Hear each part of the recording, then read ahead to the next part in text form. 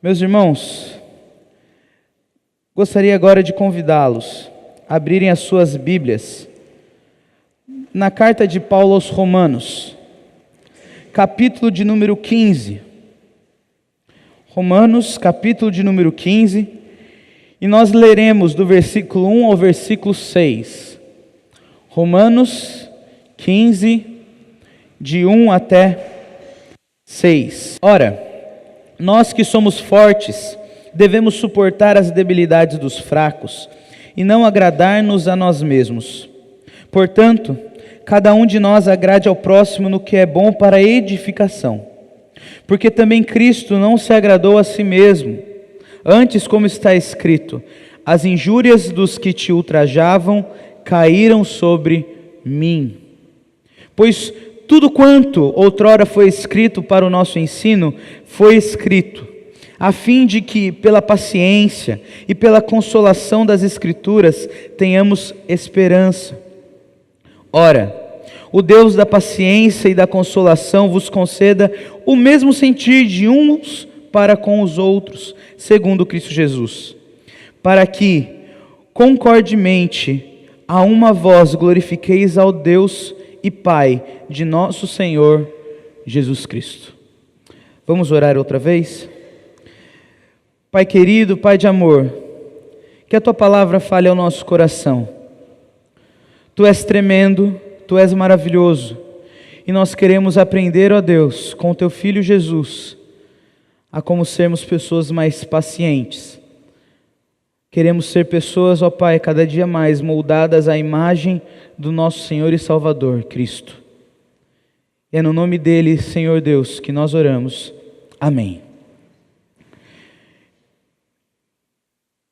Essa semana, como eu disse, nós tivemos o nosso primeiro encontro dos jovens casais. E diferentemente da igreja, o pastor Ismar trouxe para nós uma reflexão sobre aquilo que nos tira a paz. Mas eu gostaria de mudar essa pergunta para: o que tira a sua paciência? O que, como diz o ditado, torra a sua paciência? O que te faz perder a cabeça diante de uma situação? Talvez a sua resposta pode ser igual à minha: atraso. Perco a paciência quando vai chegando 6h30, eu vou pregar às 7h e eu ainda não estou pronto. Ou se a Sara não está pronta, ou se algo aconteceu. Isso me faz perder a paciência, infelizmente. Deus precisa me tratar nisto. Talvez o que tire a sua paciência seja o trânsito.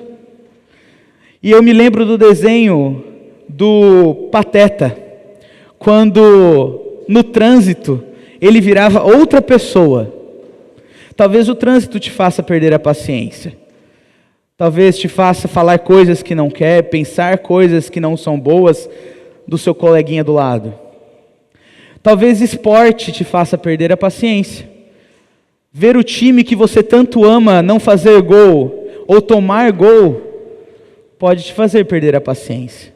Graças a Deus, o Santos fez com que os seus torcedores fossem um pouquinho mais alegres neste final de semana.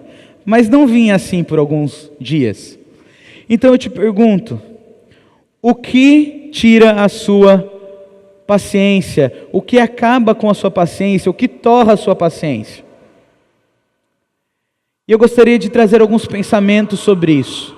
Machado de Assis, escritor brasileiro, um dos maiores deles, diz: suporta-se com paciência a cólica dos outros. Porque talvez o que te faça perder a paciência sejam os outros. Talvez você não tenha paciência ao lidar com alguma pessoa, com um amigo, com um familiar, com pai, com mãe, com filho. E é interessante que até mesmo pessoas que não eram de igreja enxergam a importância da paciência. Para a arte de viver é preciso saber a arte de ouvir, sorrir e ter paciência sempre. E Agostinho, uma das pessoas mais importantes para a nossa teologia, certa vez disse: não há lugar para a sabedoria onde não há paciência. Não se diga sábio se você não é alguém paciente. Já diria Santo Agostinho, na época lá da patrística, há muito tempo atrás. Então, certamente, paciência é uma habilidade importante para a minha vida e para a sua vida. Certamente, paciência é algo essencial ao cristão e que ele não pode viver sem ela. A paciência é uma virtude que seguramente trará mais benefícios à nossa vida. Por isso, nessa noite, eu gostaria de dividir com o seu coração o seguinte tema: paciência, a habilidade de trilhar uma milha a mais. Durante todo o ano nós estamos falando sobre caminhos. Então a paciência é o que nos fará trilhar uma milha a mais quando nós precisarmos lidar com os problemas da nossa vida. Ou principalmente quando nós precisarmos lidar com as pessoas que estão à nossa volta, ao nosso redor. Paulo é o autor da carta aos Romanos. Paulo, apóstolo do Senhor Jesus Cristo, é o autor desta carta e provavelmente essa seja uma das suas cartas mais importantes. Talvez pela sua complexidade. Aqueles que já leram Romanos percebem que não é nada fácil, principalmente quando nós chegamos no capítulo 9 e vamos até o capítulo 11. Quando Paulo fala de Israel, fala de que nem todos os judeus são verdadeiramente de Israel. Mas nós conseguimos ver em Romanos certamente a graça de Deus. Então por isso eu digo que ela é uma carta complexa, mas uma carta de sabedoria, uma carta extremamente importante para a nossa vida. Tem pessoas que dizem que Romanos é o 5º evangelho, tal a sua importância. E ela fala sobre o pecado, ela fala sobre como o pecado é uma realidade na vida da igreja, e de que todos pecaram e carecem da glória de Deus, necessitam de que Deus faça algo e transforme. E então Paulo diz que realmente a graça veio e mudou. Uma carta que do capítulo 1 até o capítulo 11 nos falam sobre a graça de Deus, mas que a partir do capítulo 12 tem como objetivo dizer para nós o que nós faremos com essa graça de Deus na nossa vida.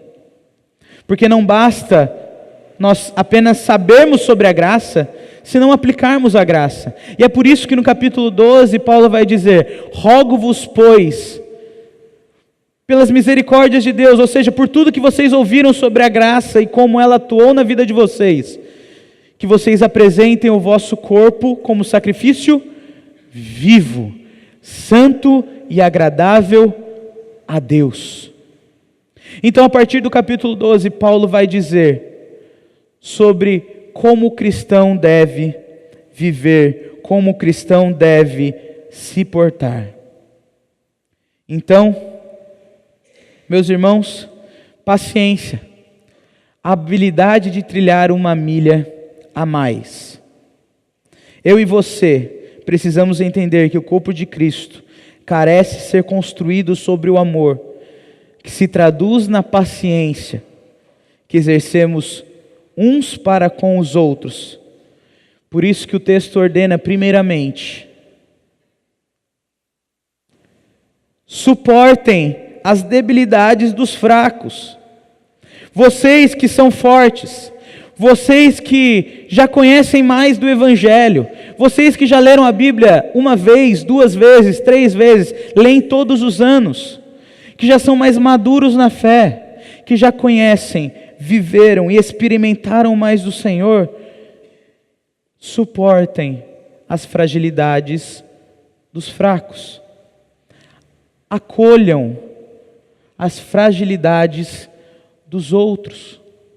E é interessante que Paulo fala isso aos fortes. E aqui eu me lembro do tio do Homem-Aranha, Ben Parker, que ele diz o seguinte: com grandes poderes vem grandes responsabilidades. Ou seja, na vida cristã, quanto mais nós conhecemos e sabemos sobre quem Deus é e aquilo que Ele fez na nossa vida, mais responsabilidades nós teremos.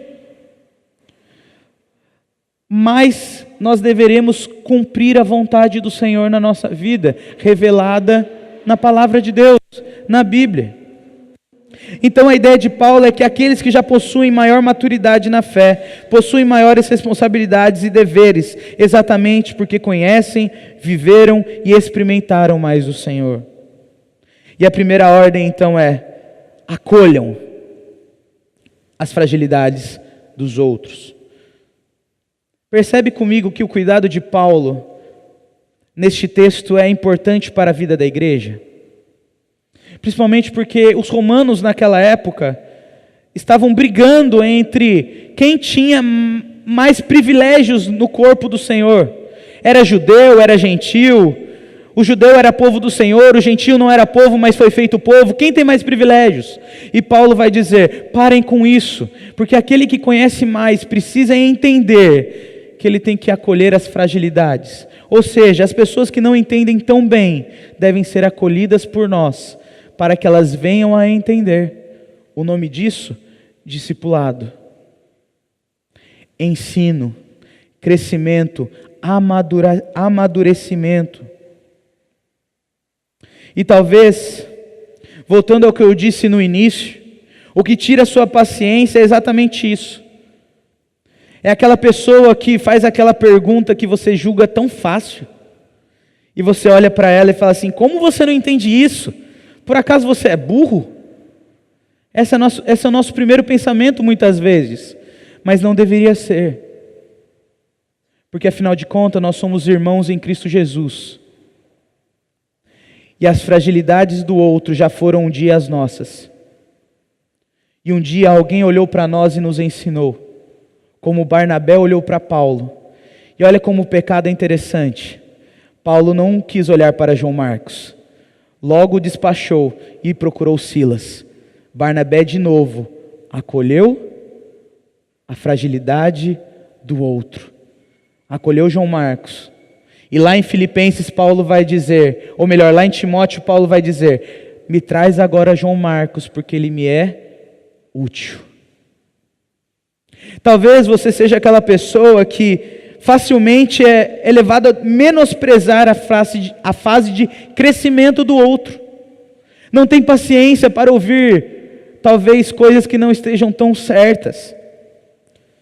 Talvez você não tenha paciência para acolher a fragilidade do outro.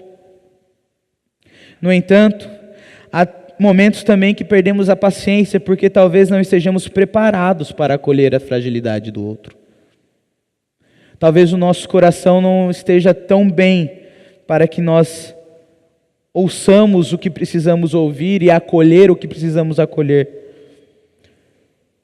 E normalmente o que a gente faz então é nos isolar.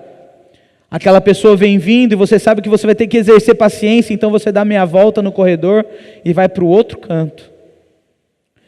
E o nome disso talvez seja fuga daquilo que Deus nos chamou para fazer. Suportar as debilidades dos fracos. Fugir não é a solução, mas a solução está em permanecer em amor para aquele que é mais necessitado e que precisa talvez ser ensinado.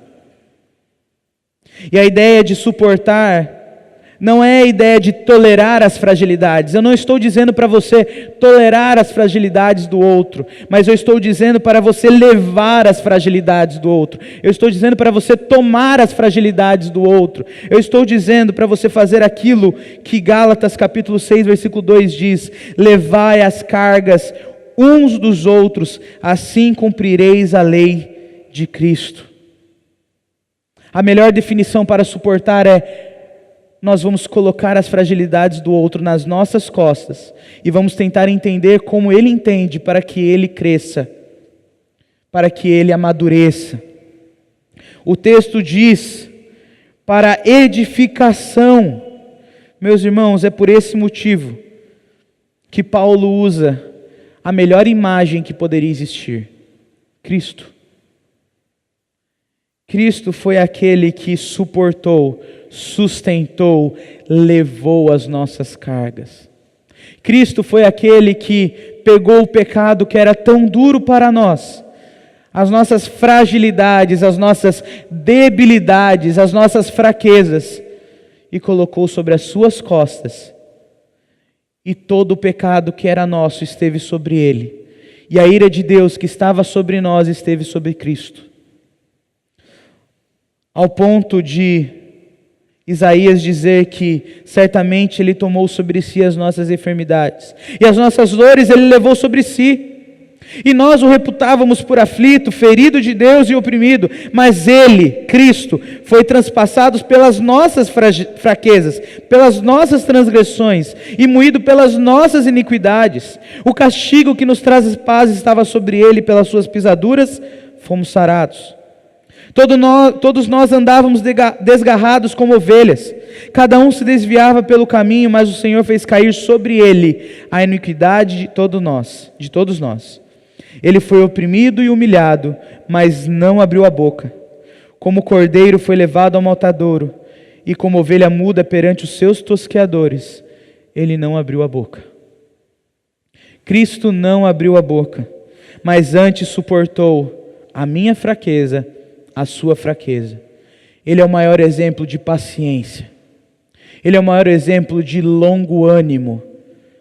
Ele é o maior exemplo para as nossas vidas, porque Ele é o Deus encarnado. Então, através de Cristo, eu te convido para trilhar uma milha a mais com aquele que te cerca, com o outro, sendo uma pessoa que ouve perguntas simples, mas com paciência ensina a verdade. Sendo uma pessoa que ouve os erros tão óbvios, mas que não se iram e exercem longo ânimo para revelar o erro e explicar o certo. Sendo pessoas que não se isolam para fugir da ira, mas que buscam o desenvolvimento no caminho da paciência. Sendo pessoas que levam as cargas um do outro, sabendo que isso resultará na edificação desta igreja, do corpo de Cristo, para a glória de Deus. Paciência, a habilidade de trilhar uma milha a mais. Ela acolhe a fragilidade do outro e ela nega as vontades pessoais.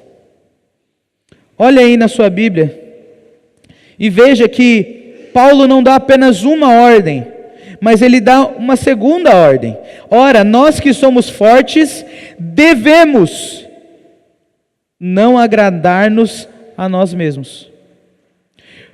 Você que se entende mais maduro na fé, tem que entender, em amor e visando o crescimento da igreja, que no relacionamento um para com o outro, talvez você terá que abrir mão daquilo que você tem vontade. Daquilo que talvez você tenha prazer, mas não é essencial à sua vida. Seja supérfluo. Algo que você pode viver depois, utilizar depois, em outro momento, em outro lugar. Aqueles que são fortes devem entender que o essencial para uma vida cristã é a união no Senhor Jesus Cristo, para a edificação da igreja. Paulo está fazendo referência ao versículo 15 do capítulo 14. Olha lá. Se por causa de comida o teu irmão se entristece, já não anda segundo o amor fraternal.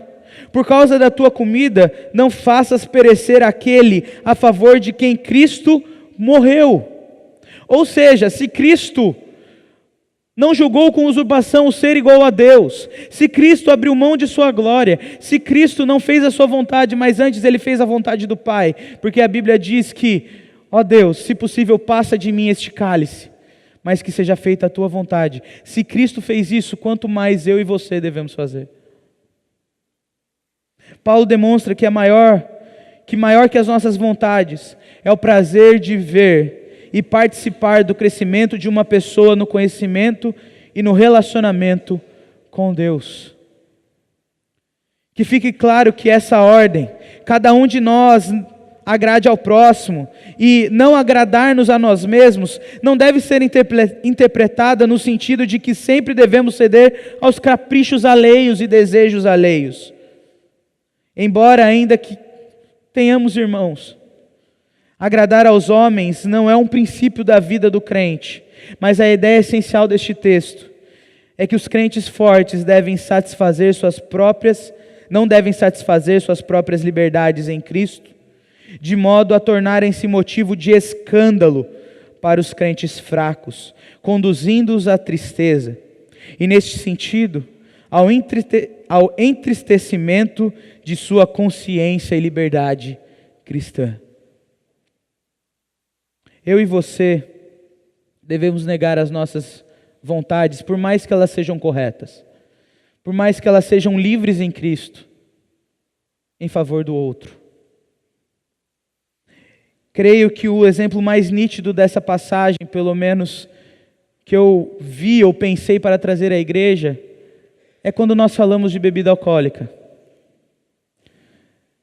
A Bíblia não nos manda parar de tomar bebida alcoólica para sempre, em abstinência. Mas Efésios vai dizer que nós não devemos nos embriagar com o vinho, mas antes nos enchermos do Espírito. Ou seja, nós não devemos perder o controle para outra coisa que não seja Deus. Nós não devemos nos deixar controlar. E nós sabemos que o uso da bebida alcoólica deve ser na liberdade que Cristo nos dá, mas deve ser com moderação, deve ser pensando no outro. Então, há momentos que a moderação, há momentos que o controle me dizem para não beber. Há momentos que eu sei que eu tenho que me privar disso, porque existe um irmão meu, por motivos pessoais, por histórico talvez familiar, ou por talvez ainda não entender, eu devo parar de beber. Mas não porque beber seja errado, mas porque eu amo o meu irmão, e eu não quero agradar a mim mesmo. Mas naquilo que não é essencial e é supérfluo, eu posso abrir mão. Meus irmãos, as nossas vontades não podem se comparar ao prazer de ver uma pessoa aprendendo do Senhor e crescendo diante dele. Isso não ocorre de uma hora para outra, mas envolve tempo, cuidado e paciência. A paciência pede de nós a negação de nossas vontades, principalmente porque muitas delas não são essenciais. E se não é essencial, pode ser deixado para outra hora ou ser negado à nossa vida. Todavia, a paz, a justiça e a alegria na união de um com o outro, que vem pelo Espírito Santo, são essenciais. Tão essenciais que Cristo morreu por essa igreja e para que ela fosse unida no sacrifício dele. E quando pensarmos em maior negação de vontade, certamente o exemplo supremo e que valida a ordem de Paulo é Cristo. 2 Coríntios capítulo 8, versículo 9, ele vai dizer: a graça de nosso Senhor Jesus Cristo, que sendo rico se fez pobre por amor de vós, para que pela sua pobreza vos tornasseis ricos. Filipenses capítulo 2, tende em vós o mesmo sentimento que houve também em Cristo. Qual sentimento? Pois ele, subsistindo em forma de Deus, não julgou com usurpação o ser igual a Deus. A si mesmo se esvaziou, assumindo forma de servo, tornando-se em semelhança de homens, reconhecido em figura humana, a si mesmo se humilhou, tornando-se obediente até a morte e morte de cruz. Paulo, ele está citando aqui: as injúrias do que te ultrajavam caíram sobre mim. Salmo 69, versículo 9. E o versículo 9 todo diz: pois o zelo da tua casa me consumiu, e as injúrias do que te ultrajam caem sobre mim. Cristo não tinha problema nenhum, mas a santidade de Deus foi manchada pelo pecado meu e seu. Então Cristo e as injúrias que estavam sobre a casa do Senhor caíram sobre ele, o meu e o seu pecado. Cristo foi considerado maldito e não agradou a si mesmo, mas antes fez a vontade daquele que o enviou.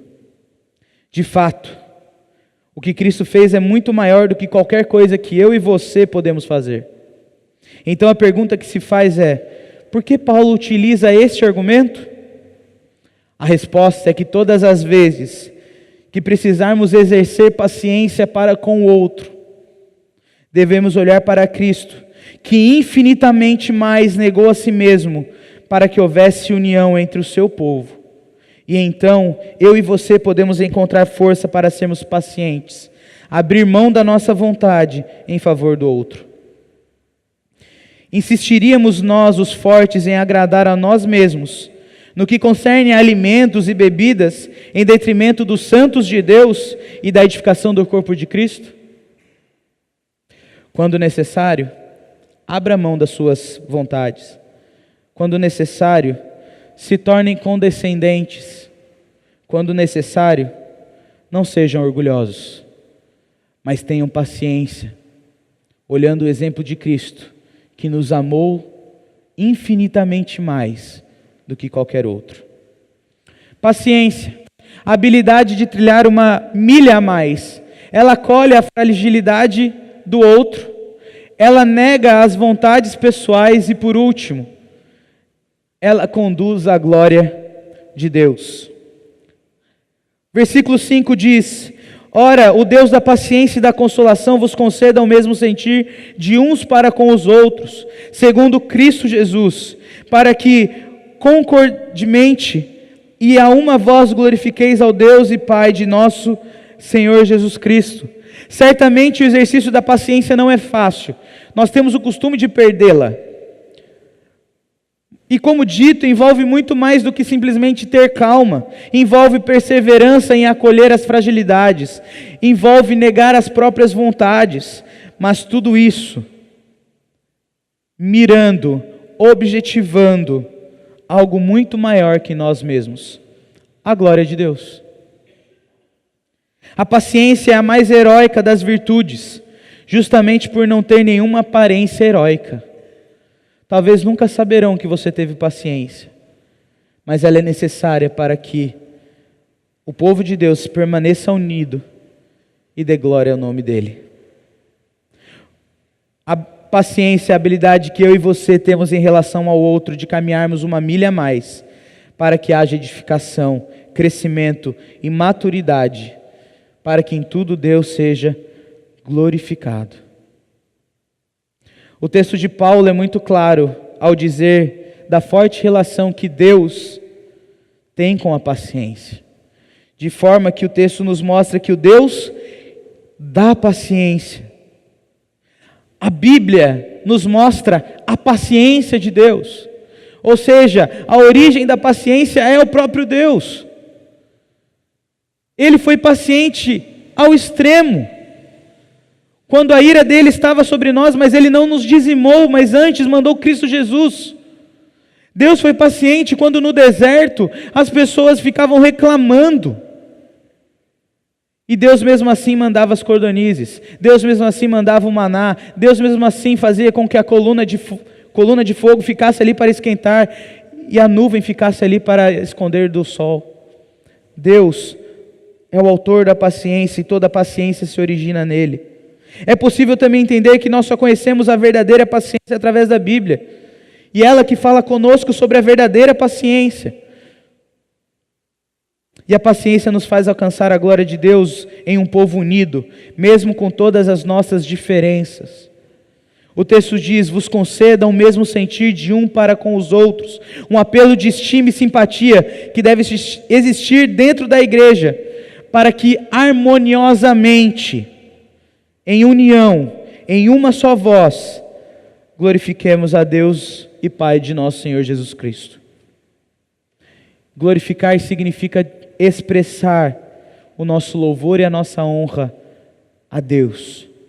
Na circunstância aqui envolvida, está a ideia de que, por mais que eu queira algo e tenha prazer em algo, eu vou suprimir isto, para que Deus seja glorificado na união entre eu e você. O que move o meu coração e o seu coração não pode ser qualquer outra coisa que não seja a glória de Deus. E uma das perguntas do breve catecismo, que provavelmente todos aqui saibam: qual é o fim principal do homem? O fim principal do homem é glorificar a Deus e ter alegria nele para sempre. Portanto, a paciência visa a glória de Deus. E desta forma ela é essencial para a minha vida e para a sua vida, porque o objetivo principal da nossa vida é a glória do nosso Senhor, que nos amou desde a eternidade. Por isso, Richard Baxter disse certa vez: no essencial, unidade. Nos não essenciais, liberdade. Em todas as coisas, caridade, um para com o outro. A paciência é uma habilidade que eu e você devemos desenvolver para juntos trilharmos uma milha a mais, sabendo acolher as fragilidades, sabendo negar as próprias vontades, para que Deus seja glorificado.